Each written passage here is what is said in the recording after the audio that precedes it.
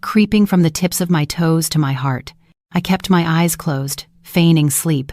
When I sensed movement beside the bed, the aroma of freshly brewed coffee and toast mingled with an expensive cologne that had, of course, been purchased with his supplementary credit card.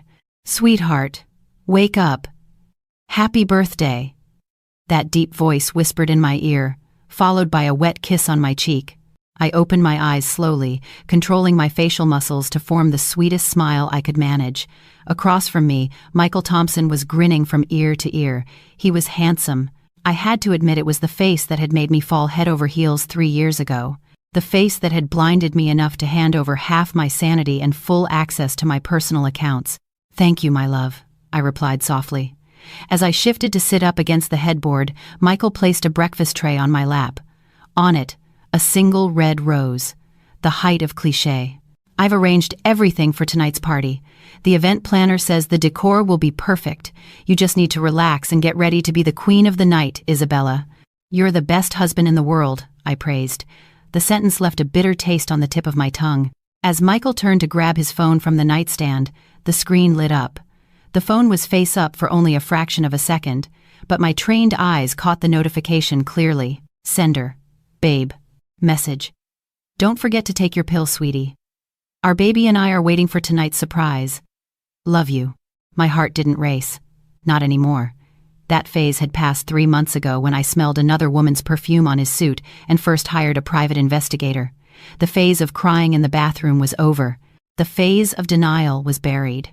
Now, there was only cold calculation. With a swift motion he deemed natural, Michael snatched the phone and slipped it into his pajama pocket. "Ah, it's a message from the catering company," he lied without blinking. "They're asking about the wine selection." "Oh, of course," I replied, taking a sip of the bitter coffee. "Make sure everything goes off without a hitch, honey. I want tonight to be unforgettable. Many of my father's partners will be there. Don't you worry, Isabella. I've got everything under control." Michael puffed out his chest with pride. The pride of a man who felt like a king in a palace that wasn't his, living off the dividends of his wife's company. I looked at him, really looked at him. "Enjoy this morning, Michael Thompson," I thought to myself, "because by tomorrow morning you won't even have enough for gas station coffee." After Michael went into the bathroom to shower, taking his phone with him, of course, I sat at my vanity. In the mirror, a young woman with sharp eyes stared back. The sole heiress of Hayes Industries, who had been far too naive for far too long. My phone rang. Seeing the name on the screen, a cynical smile formed on my lips. Jessica Clark, my cousin. I let it ring 3 times before answering, taking a breath to make my voice sound cheerful. "Hi Jess, how are you?" "It's me, cousin. Happy birthday, my favorite cousin." Jessica's voice was filled with an artificial sweetness that was grating. "Sorry to call so late. It's just the morning sickness. I wasn't feeling well." I let out a small laugh. An intentional slip-up. Jessica was always like that, dropping little hints, savoring the feeling of deceiving me, believing she was smarter than me. Since we were kids, she had always envied me, my toys, my grades, and now, my husband. "You're sick? You have to take care of yourself. You are coming tonight, right?" I asked, my tone sounding insistent. "The party wouldn't be perfect without you, Jess." "Of course I'll be there. How could I miss my favorite cousin's birthday?" Jessica laughed. "Besides, I have a very special gift for you. Something truly special. Something that will probably change your life." "Wow, how intriguing," I replied dryly, twisting the diamond ring on my finger. "I have a surprise for you too, Jess. We'll see which one is more surprising." There was a brief silence on the other end of the line. Perhaps Jessica noticed something odd in my tone, but her arrogance surely dismissed any suspicion. "Oh, are you going to show off another new designer bag?" "Don't worry, cousin. My gift can't be bought with money." True, I thought. Betrayal isn't sold in stores, but its price is very high. "See you tonight, Jess. Dress to impress. I want you to be the center of attention too," I said before hanging up. I put the phone down and opened a double-locked drawer in my vanity. Inside, a thick manila envelope rested silently. It contained the P.I.'s complete report. Photos of Michael and Jessica entering the Plaza Hotel, proof of company fund transfers to Jessica's account under the guise of entertainment expenses, even the records of their getaway to Miami while I was on a business trip in Singapore. But that wasn't my main weapon. I reached deeper and pulled out a thin blue folder. It was Michael's medical checkup results from a year ago. The results he had hidden from me because his pride was too great to admit his flaws. "You think you're pregnant with my husband's child, Jessica?" I whispered to my reflection in the mirror. "Let's see how you explain biology in front of everyone tonight." By 11 a.m., the penthouse was buzzing. The caterers arrived. Decorators were busy arranging white lilies and gold-dusted roses in the grand ballroom. Michael was busy shouting orders at the staff, criticizing the placement of chandeliers as if he were the master of the house. I slipped away and got into a black sedan waiting at the service entrance. At the wheel was not my personal driver, but the assistant to Mr. Davenport, my late father's trusted attorney. We drove to a private office in Midtown. There, Mr. Davenport was waiting. The middle-aged, silver-haired man looked at me with a mixture of concern and pride. "Happy birthday, Miss Hayes," he said, offering me a glass of water. "Though I know it is not a happy celebration." "Thank you, counselor. Is all the documentation prepared?" I didn't want to beat around the bush. Time was of the essence. Mr. Davenport opened his leather briefcase and placed 3 folders on the glass table. "The first," Mr. Davenport said, pointing to a red folder, "is Mr. Thompson's termination notice from his position as Chief Operating Officer. It will become effective at 5 p.m. today. We've audited the flow of funds he embezzled for Miss Clark. In 6 months, it amounts to nearly $1 million. This constitutes felony embezzlement." I nodded. "Continue." "The second," he pointed to a green folder, "is the asset freeze. Mr. Thompson's supplementary American Express Centurion card, access to the joint accounts, and the company sports car he uses. All will be blocked the instant you give us the signal tonight. And this penthouse, according to the deed, was an inheritance from your grandmother before the marriage. It is your separate property. Mr. Thompson has no claim to even 1%. We can have him removed by the security team at any moment." Mr. Davenport pointed to the last folder, the yellow one. "And this is the divorce filing. With irrefutable evidence of infidelity, Mr. Thompson will lose any claim to alimony or division of assets. He will leave this marriage with what he came in with, plus his personal credit card debts." I let out a long sigh. It felt surreal to see a person's life crumble on paper. This was the man who had promised to protect me at the altar. But he chose to break that promise for a moment of pleasure with my own cousin. "And what is the plan for Miss Clark's surprise?" Mr. Davenport asked. "You must be careful. Let her have her moment," I replied coolly. "Let her feel victorious. The higher she flies, the more painful the fall when I clip her wings. I need her to admit the pregnancy in public. It will be the perfect confession of guilt that will make the legal hell to follow much smoother." Mr. Davenport gave a slight smile, closed the folders, and handed them to me. "You truly are your father's daughter, Miss Hayes. He would be very proud." I accepted the documents. "Let's go back, counselor. I have to get ready for the show." Night fell. My luxurious penthouse on Park Avenue had been transformed into a dazzling party hall.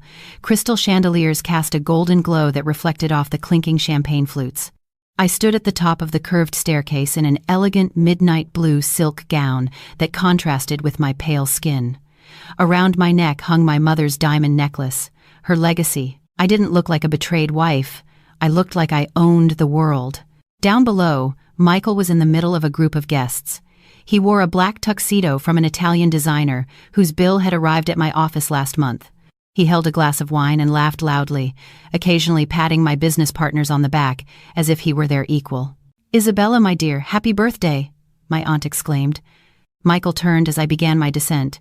His eyes lit up, not with love, but at the sight of his prized asset descending. He walked towards me and offered his hand like a prince.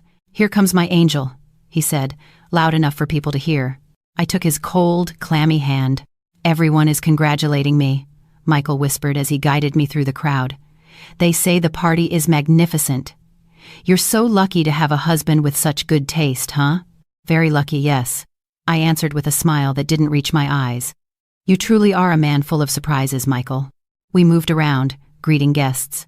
Several major investors from the company were present. I gave a slight nod to Mr. Davenport, who stood in a corner near the DJ booth. He nodded back discreetly.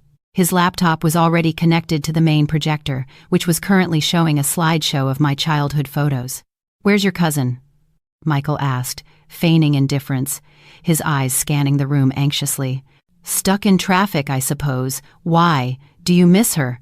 I said with a hint of sarcasm. Michael laughed awkwardly. No, honey, I just wanted to make sure all the family was here. It's an important moment. Yes, very important, I affirmed.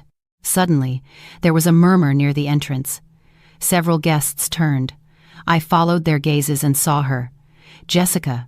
She hadn't come to be discreet. She wore a scarlet-red dress, skin-tight, with a slit that ran up to her thigh and a plunging neckline. The dress was clearly chosen to draw attention and, if you looked closely, created the effect of a slightly bulging lower abdomen. She walked with her chin held high, as if she were the hostess of the evening. Next to me, Michael swallowed hard. I felt the muscles in his arm tense. She's here, I whispered. Let the show begin. Jessica made her way through the guests, ignoring the disapproving glances of some relatives who found her attire too daring for a family event. She headed straight for us. Happy birthday, cousin, she exclaimed loudly before giving me a brief, limp, and fake hug. Her cloyingly sweet floral perfume washed over me. Thank you, Jess. What a bold dress, I said. Of course. Tonight is special, Jessica said, looking at Michael with a sickeningly coquettish glance. Sweat was beginning to bead on his temples. He looked nervous. Perhaps he feared Jessica would do something foolish, yet he couldn't hide the lust in his eyes. The MC called for attention. Ladies and gentlemen, please gather around for the cake and the toast. A 5-tiered cake was wheeled to the center. Everyone sang. I blew out the candles with a single wish in my heart. May the trash in my life be taken out for good after tonight. When the applause died down, Michael took the microphone. Testing, testing. Thank you all for coming. To my beloved wife, Isabella, you are my everything, my most precious treasure. I fought back the nausea as I listened to his crocodile tears of a speech. Suddenly, Jessica stepped forward and onto the small stage where we stood. She took the microphone from Michael's hand with a gesture others might have seen as a friendly joke. Allow me a second, Mike. Jessica laughed. Her voice boomed through the speakers. A hush fell over the room. All eyes were on her. Hello, everyone. I'm Jessica, Isabella's cousin, she began, looking at me with an expression of pure triumph, the look of someone who was certain they held the winning card. My cousin Isabella has always had everything: money, a career, a luxury home, but there's one thing she could never give her husband. The room fell into a dead silence. Michael had gone pale, his hand half extended as if to stop her, but it was too late. Jessica placed a hand on her belly, which was slightly prominent under the tight dress. She smiled from ear to ear. A wicked, undisguised smile. My gift to you, cousin, is honesty, Jessica said loudly. I am pregnant with your husband Michael's child. We love each other, and this baby is proof of the love you could never give him. Somewhere in the distance, a glass shattered. A shocked gasp rippled through the guests. The cell phone cameras that had been recording the cake now turned to us. Jessica looked at me, waiting for my reaction. She expected me to scream, to cry, to collapse in shock so she could play the role of the victor who had vanquished the weak wife. Michael hung his head, unable to look at anyone, but he instinctively moved closer to Jessica, as if choosing the winning side. But I didn't collapse. I stood tall. I slowly picked up a glass of champagne from a nearby table, took a sip, and smiled. Not a sweet smile, but the cold smile of an executioner who had just watched their target walk into the trap. I stepped forward and took the other microphone from the stand. Thank you for the gift, Jessica. My calm voice cut through the noise, and everyone fell silent again. That's wonderful news. Just in time, because I've also prepared a commemorative video to celebrate your love. I snapped my fingers in Mr. Davenport's direction. The massive projector screen behind us flickered to life. Jessica's smiling face instantly froze as she saw what appeared. It wasn't a romantic video. It was a black and white security camera recording with the date, time, and hotel location clearly visible. And that was only the beginning. The giant projector screen was now the only dominant light source in the ballroom. The images appearing were high resolution, sharp enough for every sweaty detail of betrayal to be visible.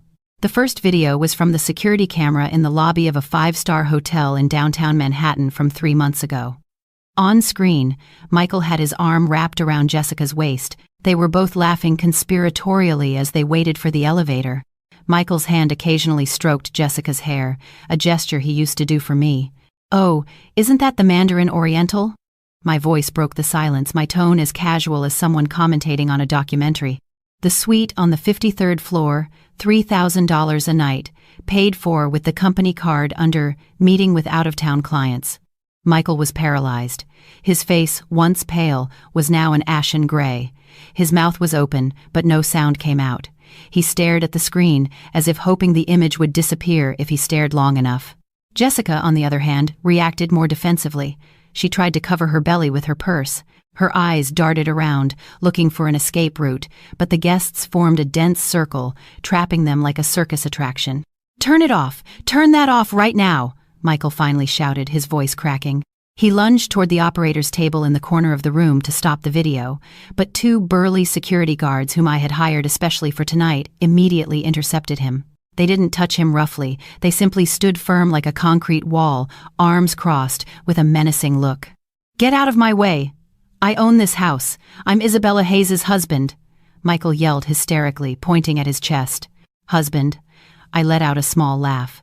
My voice echoed through the speakers. "That's a status we're currently reevaluating, Michael. But first, let's finish this show. It's too good to miss." The video changed.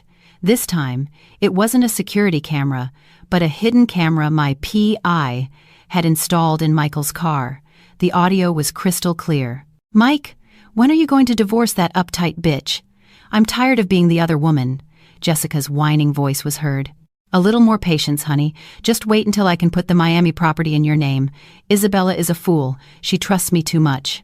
As soon as I secure the assets, I'm leaving her," Michael's voice replied, followed by a mocking laugh.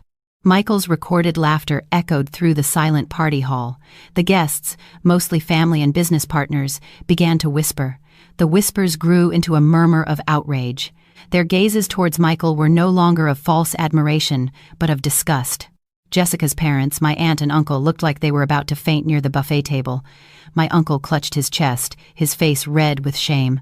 "Isabella, this is a setup. You framed me," Jessica shrieked. Crocodile tears began to stream down her heavily made-up cheeks. "That voice is fake." I looked down at her from the stage, a withering glare.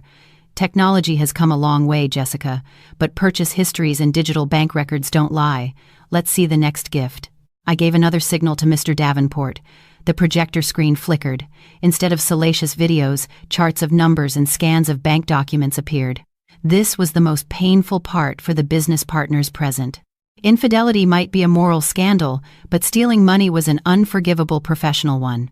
"Ladies and gentlemen," I said loudly, shifting from wounded wife mode to CEO presenting an audit report, "what you are seeing is the financial report of Hayes Industries for the last 6 months." A red laser pointer, handled by Mr. Red Davenport, appeared on the screen. Notice these columns in red. A total of nearly $1 million in operating funds were withdrawn in cash or transferred to unknown third-party accounts. The holder of that account is... I paused dramatically. Jessica Clark. The screen zoomed in. The proof of transfer was magnified. The name Jessica Clark was there, unmistakable. "That Hermes bag you're carrying now, Jessica," I said sharply. "You bought it with the embezzled money meant for employee bonuses last month. And the diamond necklace you're wearing was the budget for repairing the factory machinery." The crowd began to stir. Several of the investors present looked furious.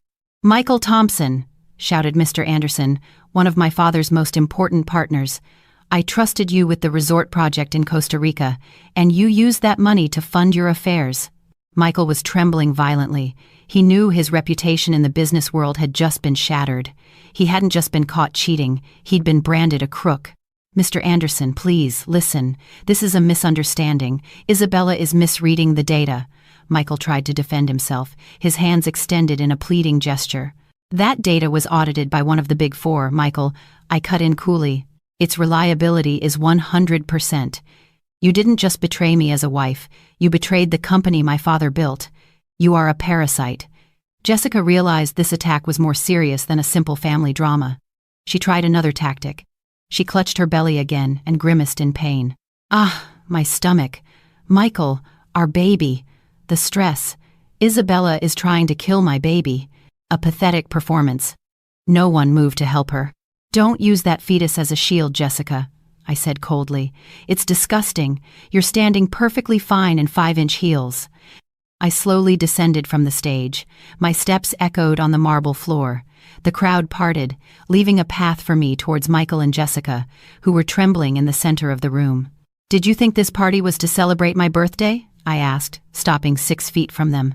"This party is the funeral for your careers and your social lives." Mr. Davenport appeared at my side. In his hands, he held the stack of folders we had prepared earlier. The elderly lawyer's face was impassive, relentless. "Mr. Michael Thompson," Mr. Davenport called out formally. Michael turned. Sweat soaked the collar of his expensive tuxedo shirt. "Counselor Davenport, please, talk to Isabella. We can sort this out privately, as a family, not in front of all these people." "Family?"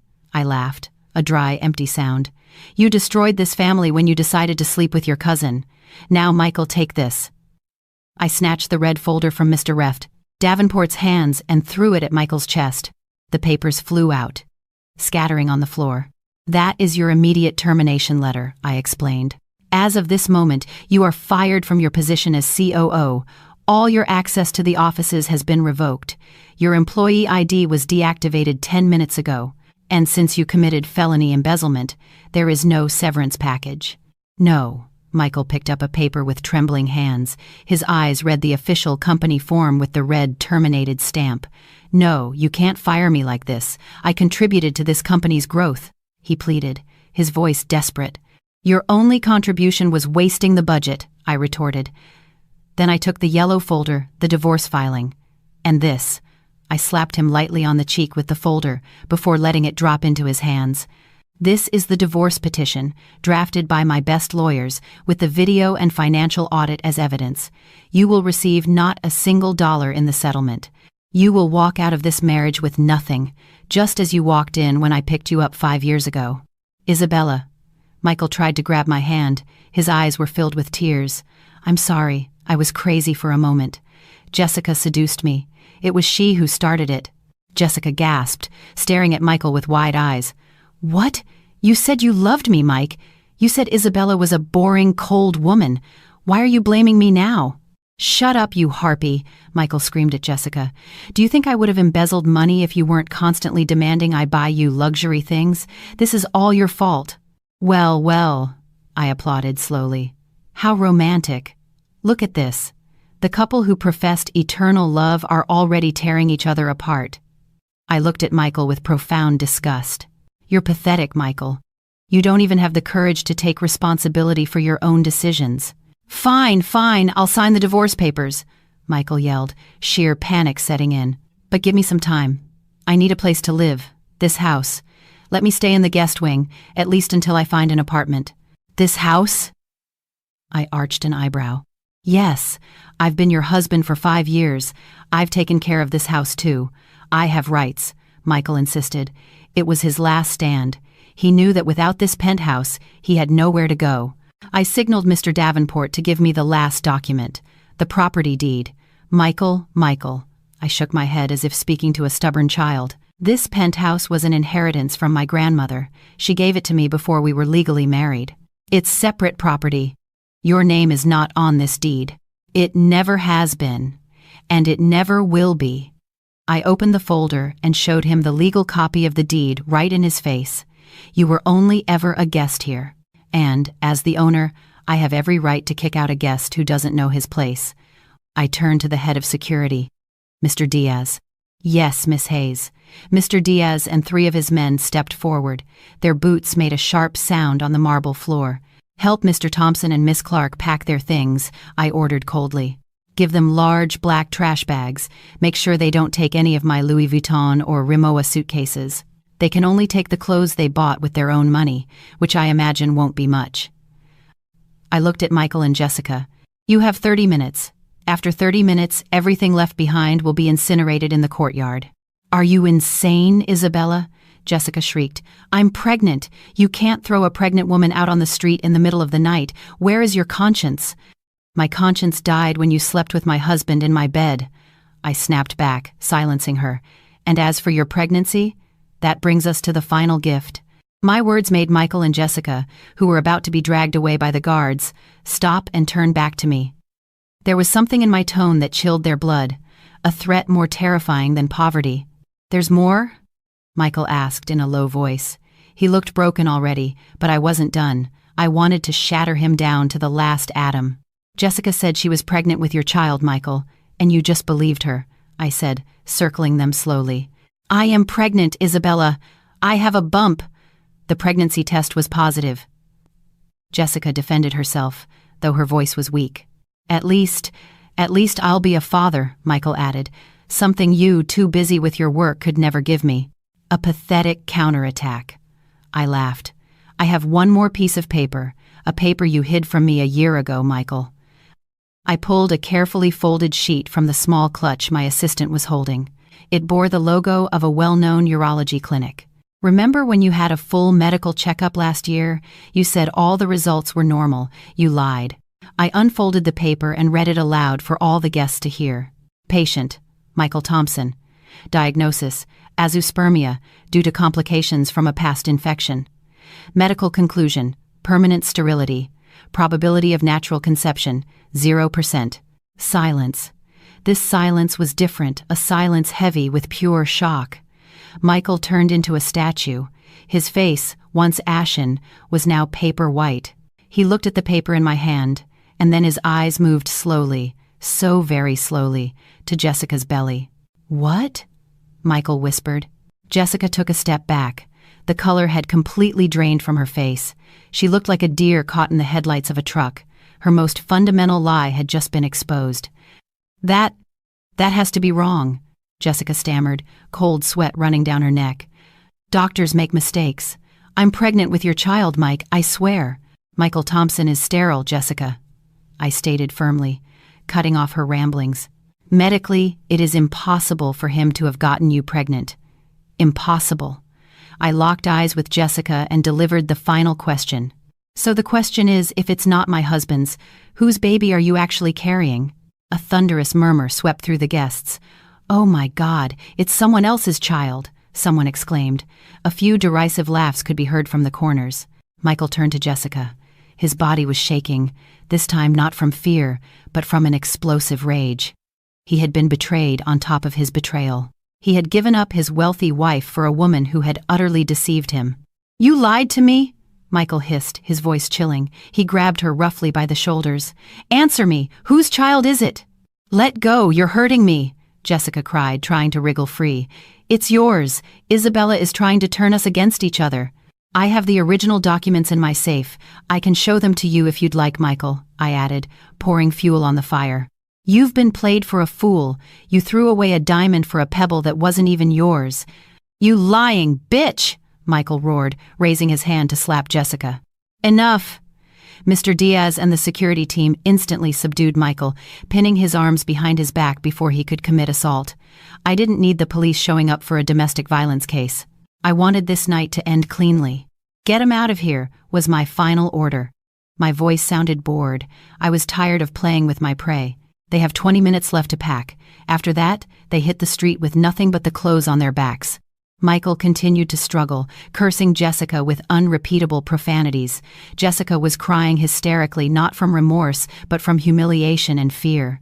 She looked to her parents, my aunt and uncle, but they looked away, too ashamed to acknowledge their own daughter.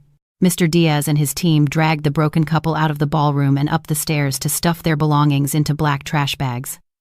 The sounds of Michael's shouting and cursing faded as they went upstairs. I was left standing alone in the middle of the room. Under the magnificent crystal chandelier, I felt a lightness in my chest. The heavy weight that had been pressing down on me for the past 3 months was finally gone. I turned to the still shocked guests. I raised my champagne glass. "Apologies for the commotion, ladies and gentlemen," I said with the first genuine smile of the day. "The trash has been taken out. Now let's enjoy the party." Music! The quick-witted DJ immediately blasted "I Will Survive" at full volume. The tension in the room slowly dissipated. Several close friends rushed to hug me, offering words of support. That night, I had lost a husband, but I had gotten myself back, and it was a very profitable exchange.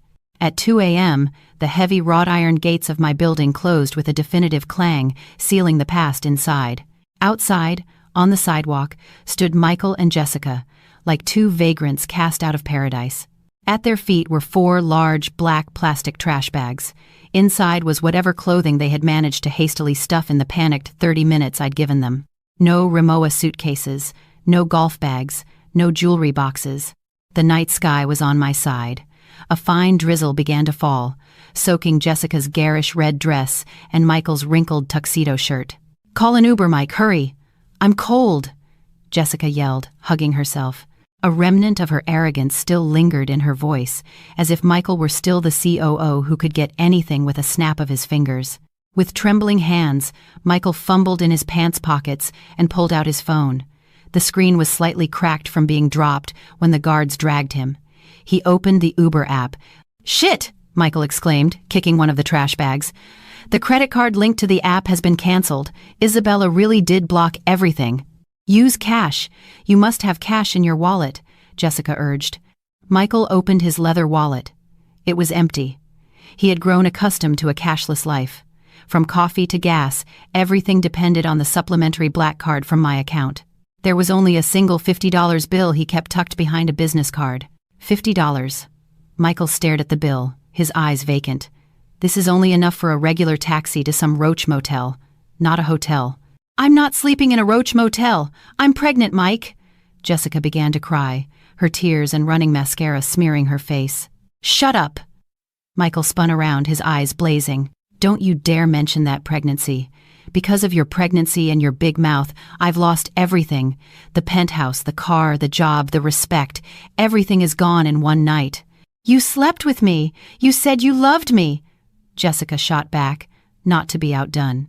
An old yellow cab slowed down in front of them. The driver eyed the party-dressed couple with trash bags on the sidewalk suspiciously.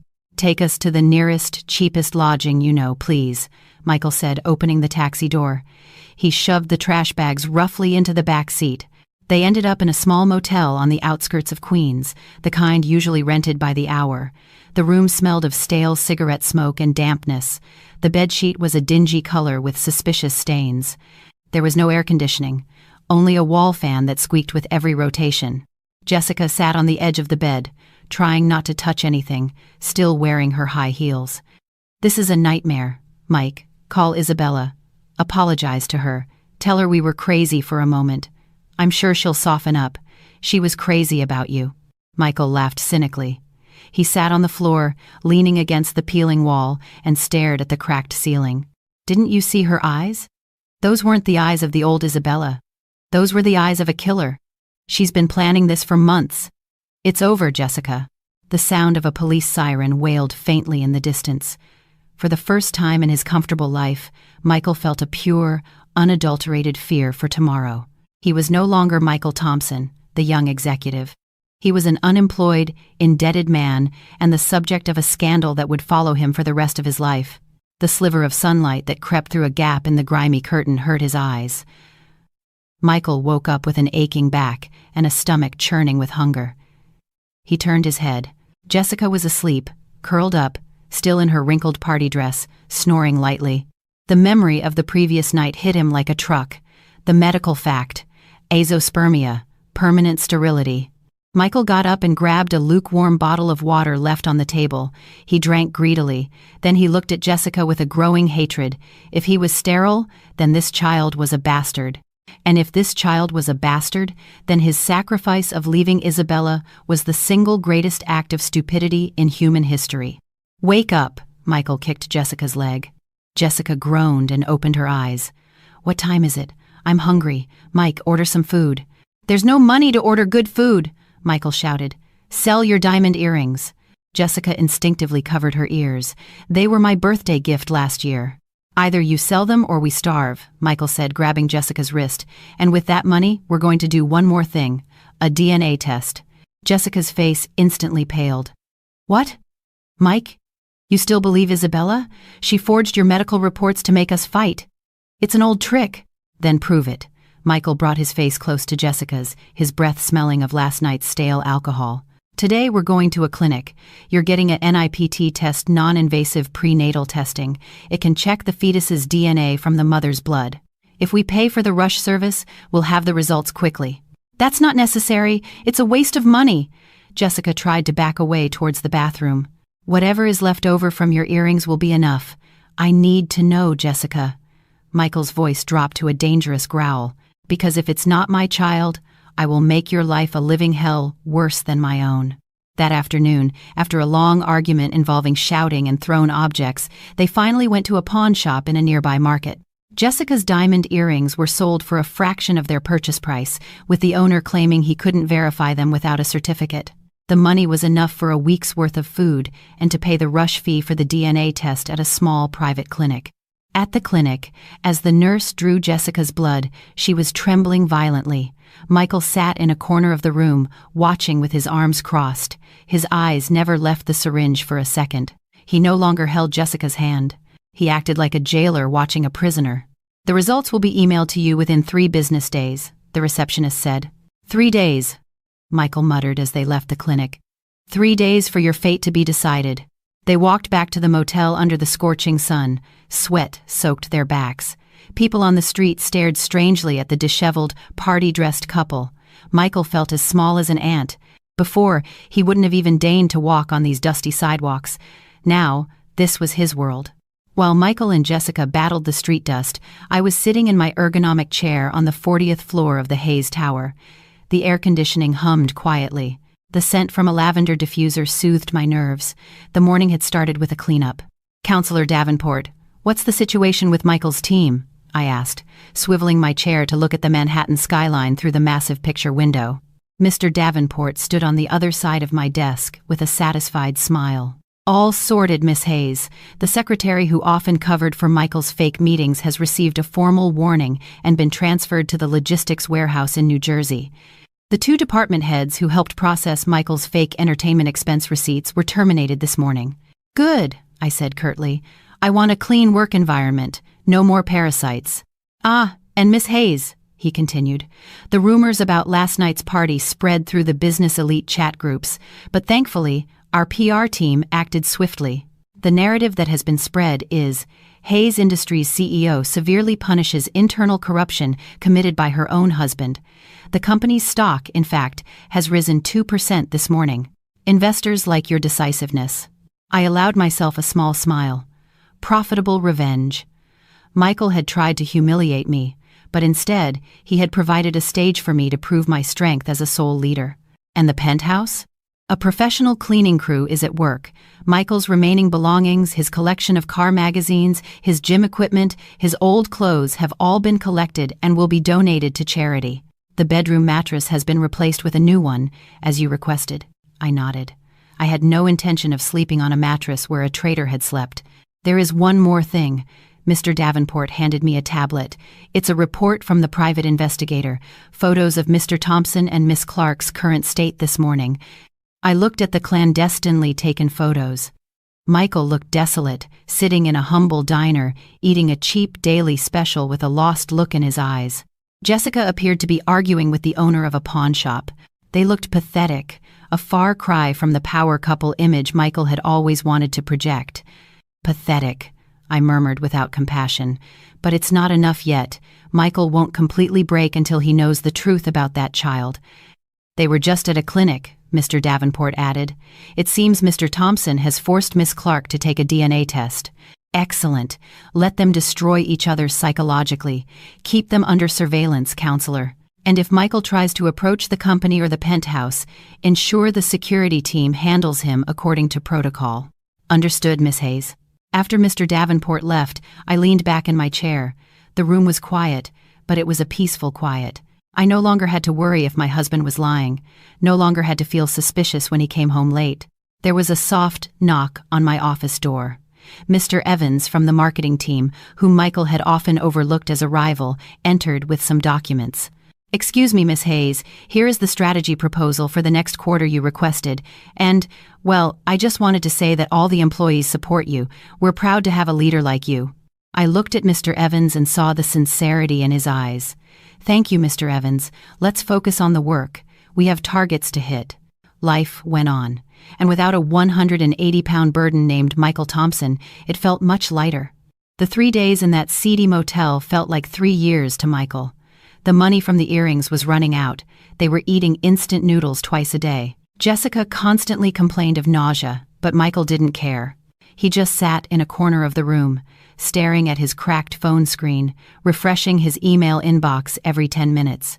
Their relationship had devolved into a cold war. There were no more endearments or I love yous, only suspicious glances and muttered curses. Ping.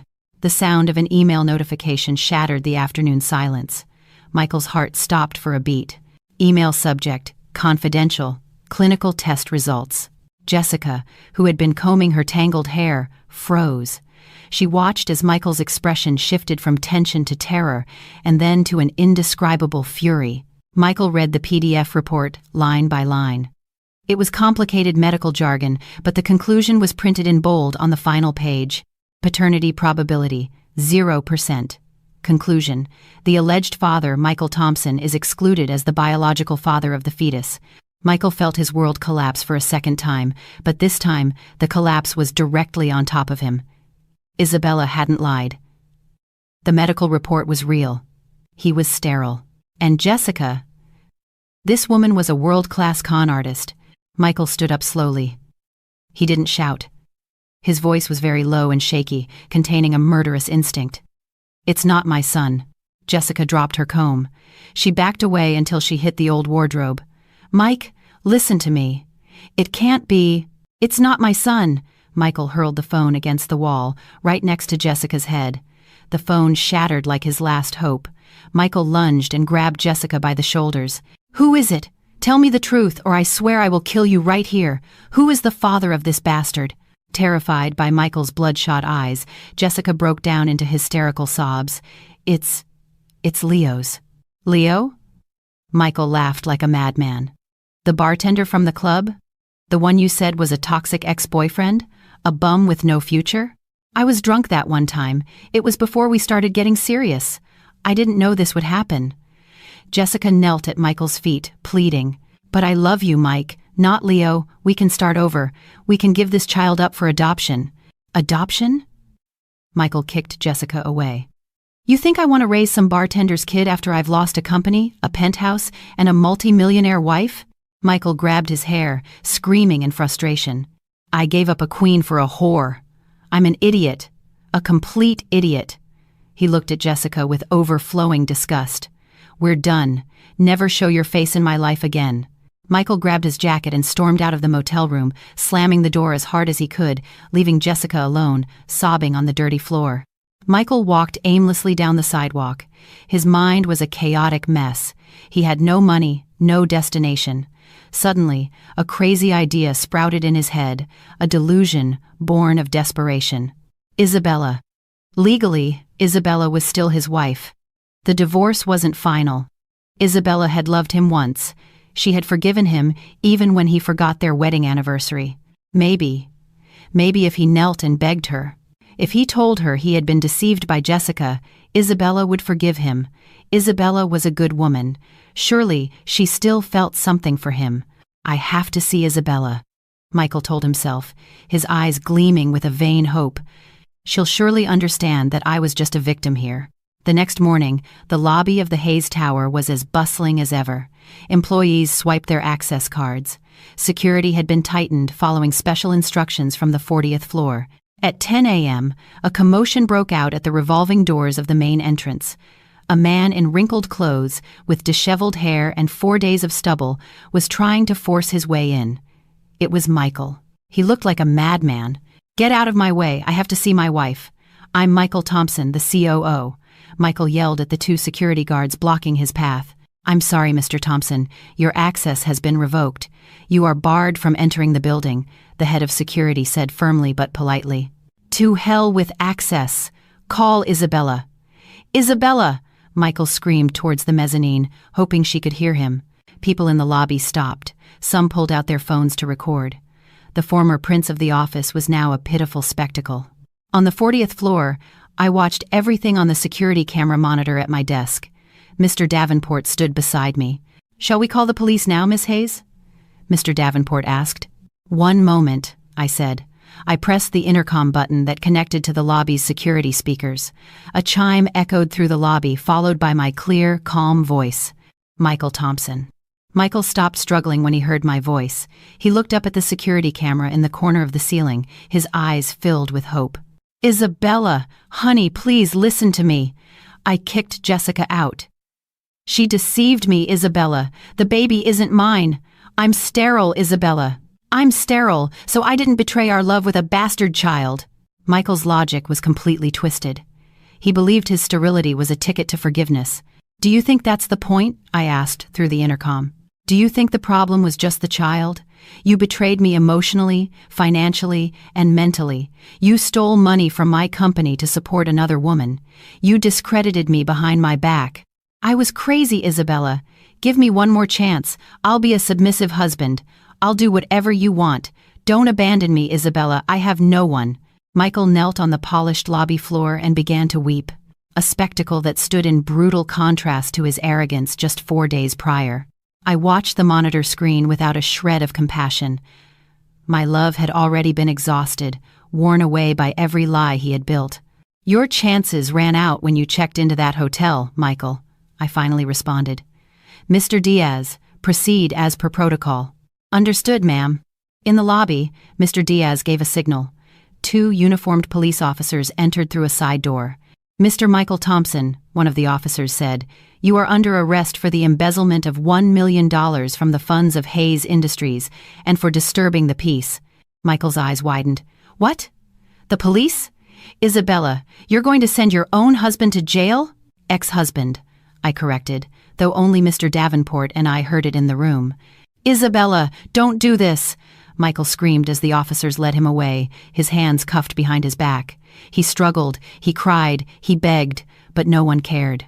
The employees he had once yelled at now watched with satisfaction. The glass doors of the building closed, separating Michael from the luxurious world he had once enjoyed. He was put into a patrol car.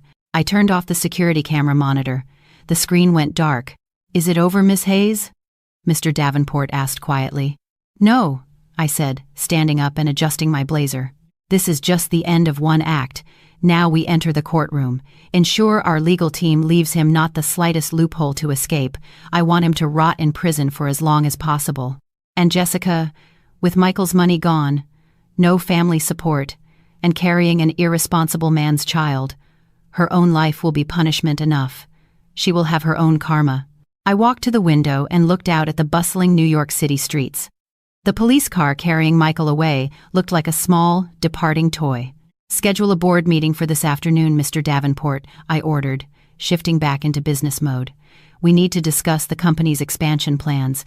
I don't have time to think about prisoners. The smell. That was the first thing that broke Michael's mind. The smell of stale sweat, the stench of urine from the corner toilet, and the odor of despair from the 20 male bodies crammed into a holding cell at Rikers Island. Michael sat in a corner, hugging his knees, far from the cell boss, a man with a dragon tattoo on his left arm. His expensive tuxedo had been confiscated as evidence upon his arrest. In its place, he wore a rough, smelly orange prisoner's jumpsuit. "Hey, rookie! Massage my legs!" one of the inmates shouted. Michael, who had been served his whole life, looked up in terror. I know a good lawyer. Don't mess with me." "Ha! A lawyer!" The inmate laughed, and the others joined in. "If you had a good lawyer, you wouldn't be in this rat hole, idiot." A kick landed in Michael's ribs. He groaned in pain and curled up on the cold floor. There was no Isabella to bring him medicine, no king-sized bed, only the raw reality that he was alone. 2 days later, a public defender met with him in the interrogation room. He looked tired and carried a thin folder with a pessimistic expression. "Mr. Thompson," the lawyer said, "I'm Attorney Perez. I'll get straight to the point. I've reviewed your file. The evidence presented by the plaintiff, Miss Isabella Hayes, is overwhelming. The forensic audit report from a Big Four firm, security camera footage of cash withdrawals, and testimony from finance staff who were coerced into falsifying receipts. But I was her husband. It's marital property. I had the right to use that money," Michael insisted. His eyes were sunken from lack of sleep. Attorney Perez sighed, looking at Michael with pity. "Sir, you withdrew money from a corporate account of a public limited company, not from your wife's personal account. Legally, the company's funds are a separate entity. Using them for personal purposes, especially to support another woman, is a clear case of felony embezzlement. You're facing up to 7 years in prison." 7 years, Michael turned pale. And given that the amount exceeds $250,000 and Miss Hayes refuses any settlement or mediation, the prosecution will be seeking the maximum sentence. My advice is to plead guilty and ask for a reduced sentence. Don't fight this. You have no money to hire expert witnesses. Michael rested his head on the metal table.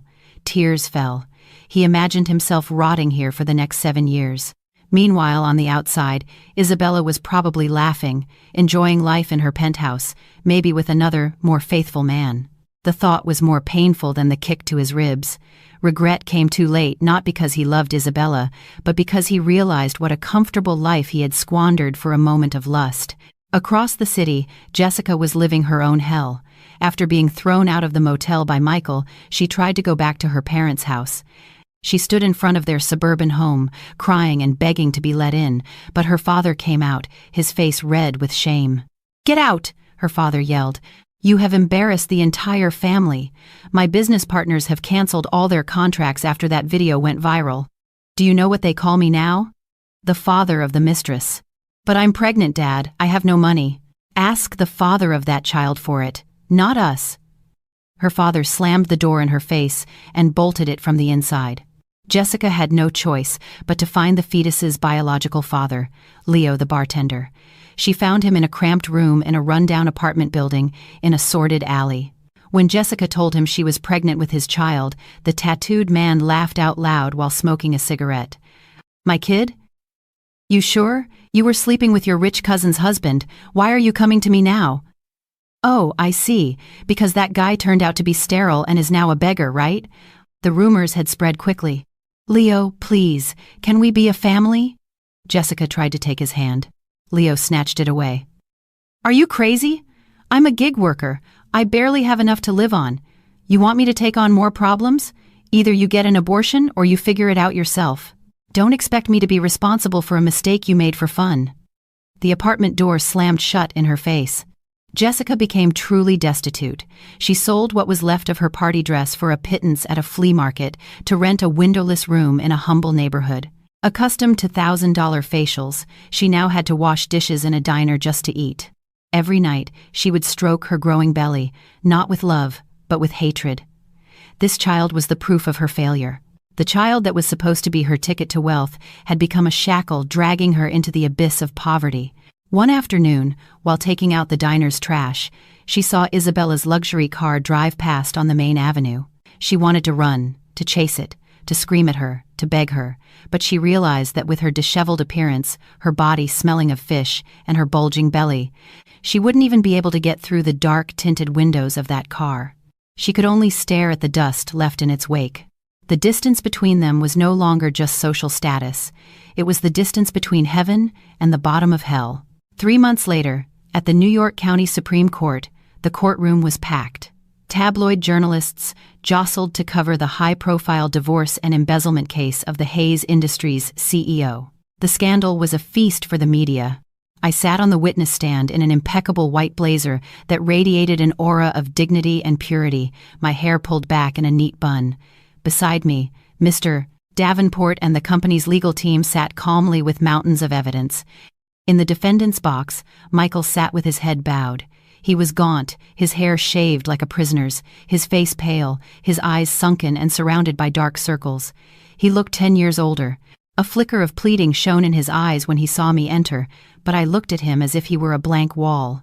The trial was swift and brutal for Michael. The prosecutor played back the evidence of the money flow. A bank expert confirmed that some authorization signatures on the documents had been forged or abused by Michael. Then came the turn for the divorce. A middle-aged judge with thick glasses read the verdict in a strong voice. The claims of the plaintiff, Isabella Hayes, are fully upheld. The defendant, Michael Thompson, is recognized as the at-fault spouse. It is determined that all assets claimed by the defendant are the separate property of the plaintiff or assets of the company. Therefore, the defendant is entitled to $0 in the division of assets. The judge's gavel struck. Bang. A bond was broken. I was officially divorced and the sole owner of my entire estate. The judge then moved to the criminal case. Considering it has been legally and factually proven that the defendant, Michael Thompson, committed a continuous crime of felony embezzlement, The defendant is sentenced to a term of 7 years in prison and a fine of $500,000, with an additional 6 months in case of non-payment. The gavel struck again. Bang! Michael slumped in his chair. 7 years. He would leave prison in his late 30s with a criminal record, no money, and no contacts. The bailiffs put him in handcuffs. As they led him away, Michael screamed my name. "Isabella, I'm sorry. Isabella, please, just look at me one time." I paused for a moment. The journalists held their breath. The cameras flashed, waiting for a dramatic moment. I turned slowly and looked at Michael. There was no anger, no tears, only a lethal calm. "I hope you enjoy your new home, Michael. The facilities won't be as luxurious as mine, but at least you won't have to worry about Jessica's credit card bills." I turned and walked out of the courtroom, into the blinding flashes of the cameras. Outside the building, the sun was dazzling. The polluted city air felt fresh in my lungs. Justice had been served not with hysterical screams, but with the cold gavel of a judge. 1 year later, the Hayes Tower seemed more vibrant than ever. Under my sole leadership, the company had expanded into the Southeast Asian market. Net profits had increased by 200%. The employees worked with enthusiasm because I had introduced a transparent bonus system. The money Michael had stolen now went back into employee welfare. I was enjoying an afternoon tea on the rooftop garden of my office. Across from me sat Adrian, a new business partner from Singapore, an intelligent, polite man who knew how to maintain a professional distance. "This quarter's marketing strategy was brilliant, Isabella," Adrian praised sincerely. "I've never seen a CEO turn a PR crisis into an opportunity to increase stock value so quickly." "Experience is the best teacher, Adrian," I replied with a smile. "When you get rid of unnecessary baggage, you can run much faster." My relationship with Adrian was strictly business, but there was a warm, mutual respect.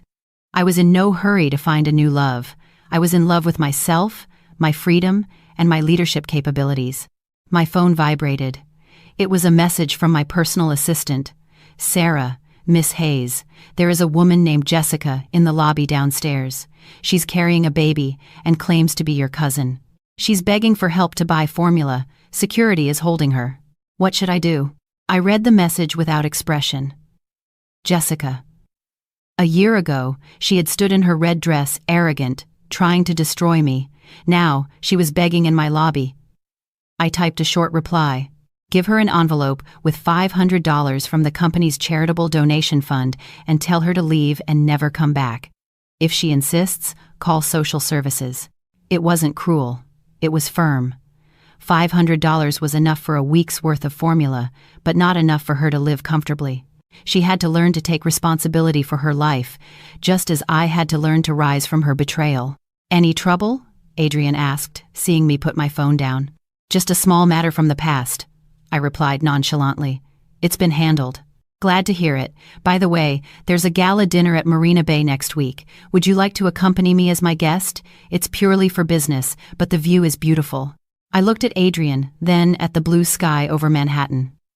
"I'd love to," I replied. I'm fond of beautiful views. Tonight is my 31st birthday. There is no lavish party with hundreds of hypocritical guests like last year. No ballroom, no suffocating silk gown, no 5-tiered cake. I am celebrating at my private villa in the Hamptons. Just me, the sound of crickets, and a glass of the finest wine. I'm sitting on the edge of the infinity pool, my feet dipped in the warm water, gazing at the stars. On a small table beside me, there's a letter with a stamp from Rikers Island, a letter from Michael. I opened it this afternoon out of sheer curiosity. The content was filled with messy handwriting, remorse, the hardships of prison life, stories of how other inmates beat him, and pleas for me to send some money for cigarettes and soap. He had even written a terrible love poem. I picked up the letter and a lighter. I watched as the fire consumed the cheap paper. The words "I'm sorry" turned to black ash, and the words "I love you" burned to dust. I let it burn completely and then blew the ashes into the air, letting them fly into the wooded valley below. I no longer felt hatred. Hatred requires energy, and he didn't deserve my energy. I only felt indifference. He was just a bad chapter in the thick book of my life, and I had already finished reading that chapter.